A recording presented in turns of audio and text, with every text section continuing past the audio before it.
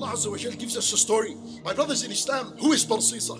Barsisa is someone who worshipped Allah subhanahu wa ta'ala. He was from among Bani Israel. He worshipped Allah for 70 years.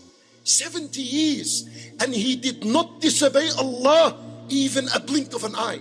He made a house, a worship house for himself above the mountain. He isolated everyone. He believed that he can reach Allah alone. He went and he began to worship Allah by himself. 10 days fasting, he comes out for a break. 10 days he prays in his house, then he comes out, takes some fresh air and goes back in like this. For Iblis wanted to deceive him.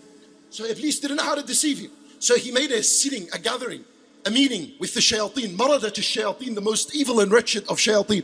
And he said to them, what do you say? How are we going to deceive this person? One of the shayateen, whose name was Al-Abyad, he said, leave it upon me and I'll deceive him. So a shaitan, he dressed as a worshipper and he went to Barsisa and he constructed a worship house right next to Barsisa and he began to worship. Shuf, a shaitan. He did not construct a nightclub next to Barsisa. So Barsisa would worship and he would come out. And every time he'd come out, he'd see a shaitan in sujood, crying, making dua. He's affected. Allahu Akbar. Who's this friend of Allah that he's worshipping? Time over time, months after months went by. Eventually, a shaitan came to Barsisa and he said to him, teach me from what Allah has taught you. So Barsisa said to him, Anta al-wali. You're the one that's supposed to teach me. Teach me what Allah has taught you. So he said to him, let me teach you something. And he taught him a word of lie, that if it was to be read on someone that is possessed, he'll be cured. Barsisa took this word, which shaitan went down to society and he began to possess the people. Someone is, Allah send him to Sheikh Barsisa. He's got the name, he's got the cure, he's got the solution. They take him to Barsisa. Barsisa would read this word of lie, the shaitan would come out.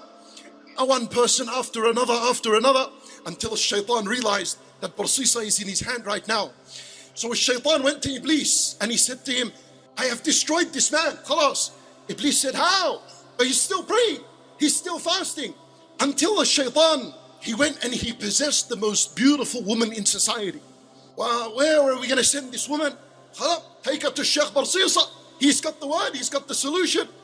Sheikh Barsisa came down. He read, nothing happened. Nothing happened. Shaitan, he said to him, Ya Barsisa, this woman is very bad and she's corrupt and sinful. This name is not going to work on her. Take her to your palace. Let her see from you al-ibadah. Let her worship with you. And then eventually when she makes a tawbah, you read the name, he'll come out. La a'udhu billah. How can I do this? Sheikh Barsisa, you don't fall in the fitna. Anyway, he agreed. Her parents agreed. They took her to his house and she remained there for a while. And from time to time, a shaitan would possess her and he would bring her into these modes of fits in where she would uncover herself. Barsisa would see that until time after time, he fell and he committed a zina with her. For then a shaitan came and he said to him, Ya Barsisa, she's pregnant from a zina and the people are going to make a mockery and a shame out of you. And he said to him, go kill her. And then the people will say, Barsisa al-abid, go back into your worship and in your prayer and in your fasting, khalas, neglect everyone, don't worry about them. So he did that, he killed her and he buried her. But shaitan said to Barsisa that if her family comes, say to them that she was possessed with shaitan, took her, Allahu A'lam where she went. Shaitan went to her family and he said to her family that Barsisa committed zina with her. He killed her and he buried her in such and such place. So they went and followed and they saw where she was. And they came down and they all wanted to kill Barsisa for what he did. So they grabbed him and they choked him and they took him to the king's palace.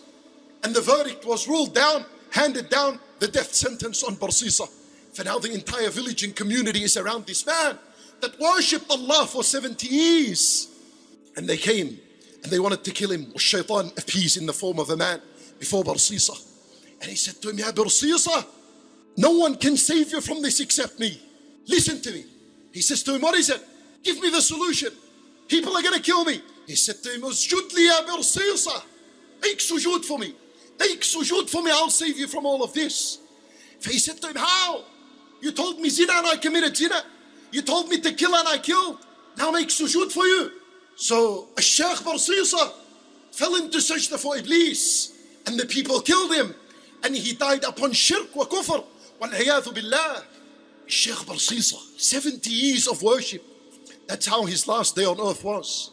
And Allah Azza wa Jal said, both of them, Ash-Shaytan wa Barsisa, their punishment was أنهما في النار خالدين فيها وذلك جزاء الظالمين. You know what destroyed him? He thought he can reach Allah alone. He isolated himself from his community. He might have thought that the people are no good for him, that he worships better than the people. Like some people we have today. Allah, everyone is a kafir. Everyone is misguided. Beware, my brothers, that you're not another barsisa that is living.